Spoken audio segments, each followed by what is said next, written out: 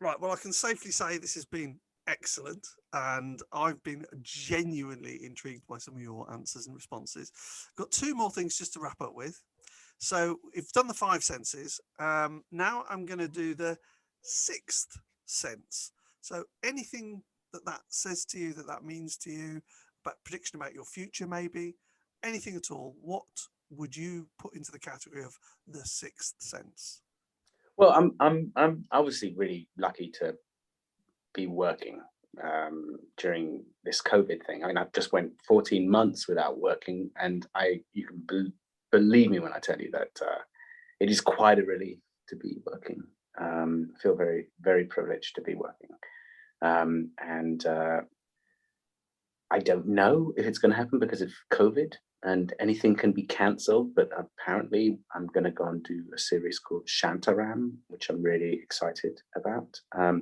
Again, touch wood, who knows, it's 4 or 5 weeks before we start. So this thing could be derailed, or, something terrible might happen, but fingers crossed. But the sixth sense that I think I find most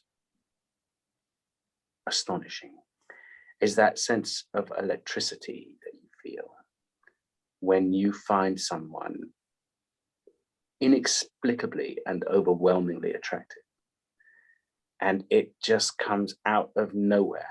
And I'm married, happily been married for years, but I do not deny that to myself. Still, I still allow that to happen to me. I just don't go chasing after it, which, by the way, is nearly always a disappointment. But that feeling of just inexplicably having a spell cast on you, and that person doesn't even know they're doing it, and they need never know that they did it, which is kind of half the fun. Mm-hmm. But that is my sixth sense, most favorite sixth sense, which I don't think falls into any of the categories. But very definitely a sense that we are all born with, that goes probably all the way back to the time we were frogs and lizards and fish and toads. And so that would be my sixth sense. I can't say it. Sixth sense. A sixth sense. Yeah, they made the marketing for that film must have been entertaining, I have to say. And also, I do feel there is a slight link between that feeling and your chamomile tea, because it's like it's the disappointment that happens if you drink the absolutely. Tea. So it's never drink the tea. To enjoy the immediacy of it and not chase. Don't go chasing. Yeah, enjoy the smell. Don't drink the tea. That's how it exactly works. Yeah, exactly. That. And the final little thing is just a question I just like to ask people, which is, it's the no sense or the nonsense round. Is there anything in life that makes no sense to you at all? Well, I mean, apart from obviously duck-billed platypuses, which make no sense on any evolutionary level whatsoever, and should be pointed out for being the most convoluted, confusing mammal. No, marsupial.